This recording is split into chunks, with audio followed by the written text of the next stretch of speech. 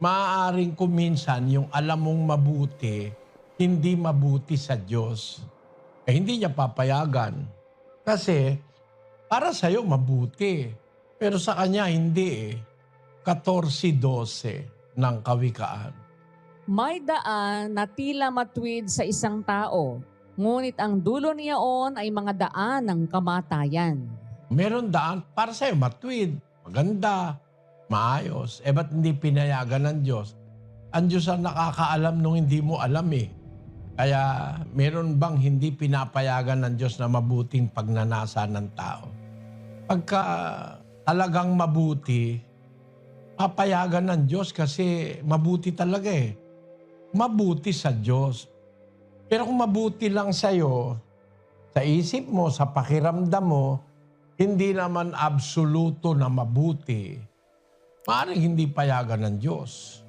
Maraming halimbawa sa Biblia, kagaya nung ginawa ni Bernabe. Umiwalay itong si Bernabe kay Pablo dapat magkasama sila. Sinugo sila magkasama eh. Yung kasing mga unang apostol na 12, sinugo yun, dala-dalawa eh. Nung magsugo naman sa mga hintil, 2 rin. Itong si Bernabe, tinutulan si Pablo. Buti basahin na natin sa 15 ng Gawa. Umpisa mo sa 36. At nang makaraan ang ilang araw ay sinabi ni Pablo kay Bernabe, "Pagbalikan natin ngayon at dalawin ang mga kapatid sa bawat bayang pinangaralan natin ng salita ng Panginoon. At tingnan natin kung ano ang lagay nila." At inibig ni Bernabe na kanilang isama naman si Juan na tinatawag na Marcos.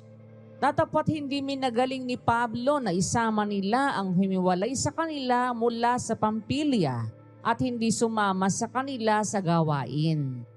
Sa diwa ni Pablo, ayaw niyang isama yung humiwalay sa kanila sa Pampilya at hindi sumama sa kanila sa gawain. So hindi fully dedicated itong si Juan Marcos.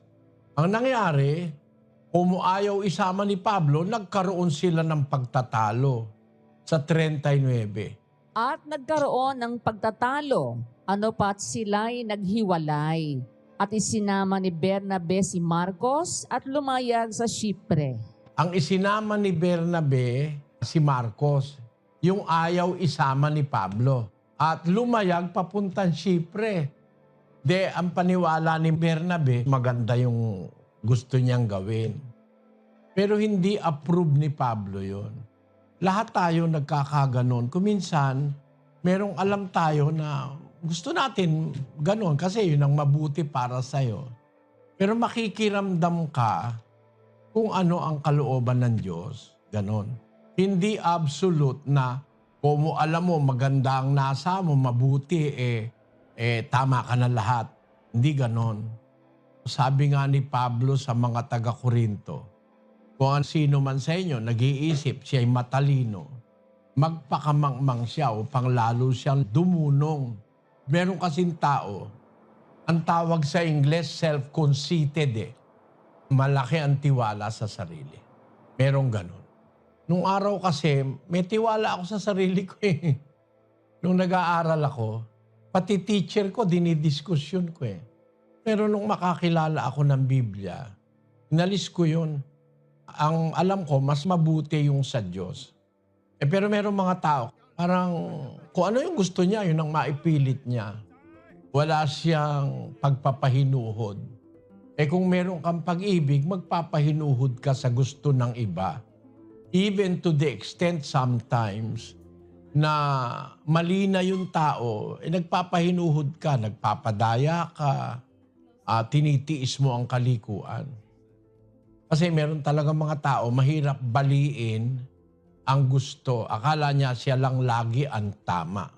Doon nga makikita mo, meron tao, alam niya mabuting ginagawa niya, pero hindi totoo, hindi tama.